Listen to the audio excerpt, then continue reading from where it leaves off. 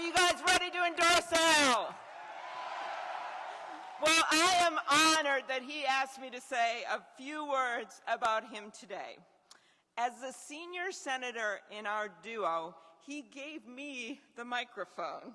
Now, you guys have to understand this is a true act of faith, and it wouldn't be happening in every state. Because in some states, the senators don't get along as well as we do. You know, he really took a bit of a risk, because, like, what if I came up here and made jokes about the recount? You know, like, what if I said that when I drove up to Duluth that there were more people in Toby's than his margin of victory last time? Like, that would just be a disaster. Or, you know, today's Al's Day, and I wouldn't dream of doing that. I mean, I could, you know, start a chant, for instance, in tribute to the fact that it took him 6 months to get into the office. You know, something like 5.5 more years. But I just wouldn't want to overshadow him, especially with his past career. You know, I wouldn't get up here and say that last year, the President of the United States, after my gridiron performance, officially declared Al the second funniest senator from Minnesota.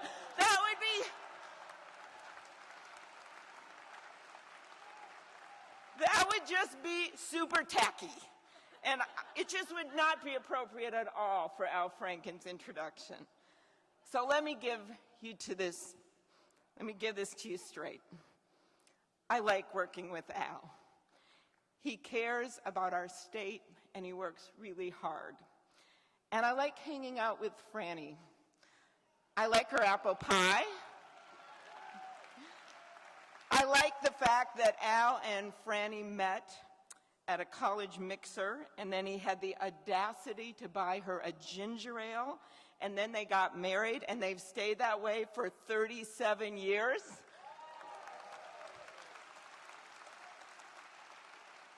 And as Al likes to point out, most of them were happy.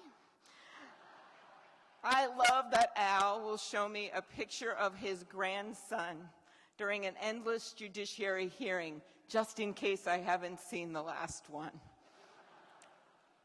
And I love that Al starts to cry every time he talks about Paul Wellstone.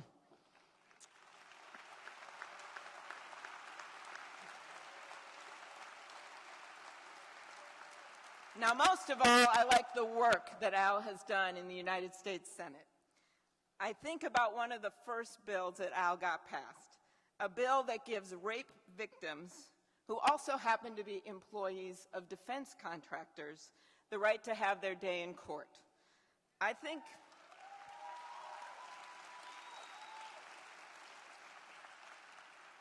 that most people would say, hey, why wouldn't they have that right anyway? But at the time, Al's amendment, and this was one of the first things he did when he got to the Senate, his amendment was opposed by the Department of Defense, the powerful defense industry lobby, and 30 Republican senators. But my fellow Democrats, do you think that Al Franken backed down? No. Did he back down for the Defense Department? No. Did he industry lobby? No. Did he back down for 30 Republican senators? No. Of course not. He passed that bill.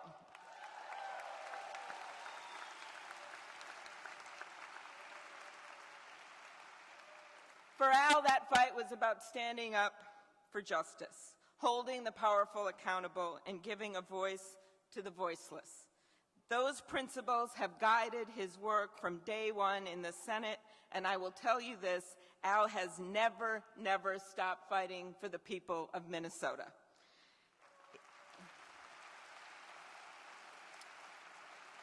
It doesn't matter if his work helps 50 people or 50,000. He listens, he acts, and he gets things done.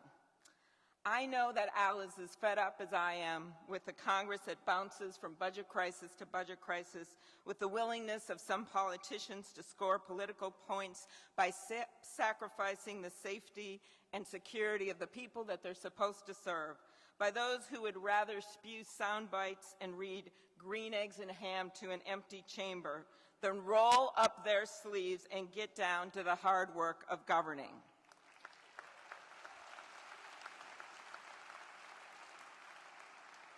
But even in Washington's deep freeze, Al gets things done. This long, cold winter, when one day Minnesota's temperature actually measured colder than Mars. Okay, it was International Falls. And when cuts to low-income heating assistance programs threatened to leave thousands out in the cold, Al called on the White House to release emergency funds to keep the heat on in Minnesota, and the White House released those funds.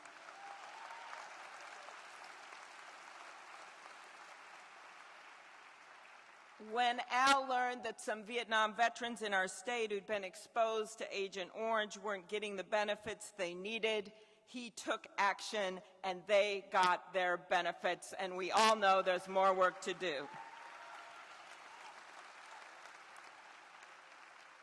And when Al found out that Wall Street firms were cooking the books, he took on Wall Street by telling them, hey, you can't buy your way to a AAA credit rating.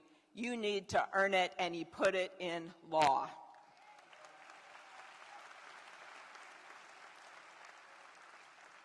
And standing up for women, Al and I work in Washington with a group of guys who constantly talk about going back to the values of the 80s.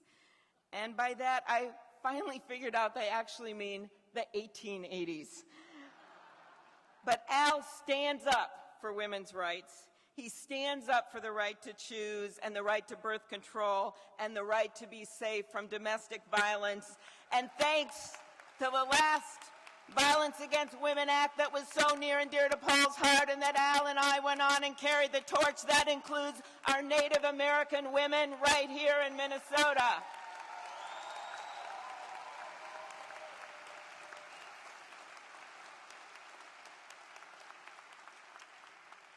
And healthcare, as President Clinton has noted across the country, one of the most important parts in the healthcare reform legislation is the provision that holds insurance companies accountable and reins in their profits. And do you know who drafted that and put that into law? Al Franken did it, and he got it done.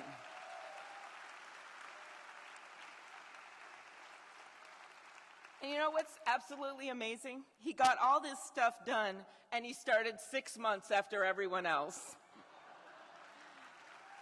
Now, I left the best for last.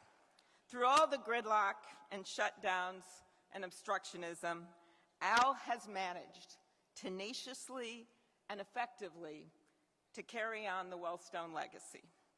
As Paul once said, I don't think politics has anything to do with left, right, or center. It has to do with trying to do right by the people.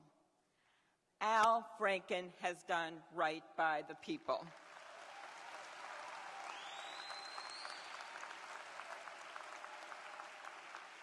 He's fought for workers.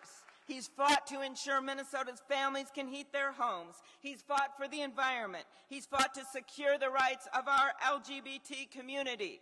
He's fought to put quality education from pre-K to college within the reach of every Minnesota child. Al Franken has served Minnesota's families faithfully and well in his first term in the Senate. And that, my fellow Democrats, is why I like Al. That's why he's going to win. And that's why you are going to stand up for him. You're going to wave your signs, and you're going to stamp your feet and make a whole lot of noise as I ask you to endorse my friend, a true champion for Minnesota, Al Franken, for the United States Senate.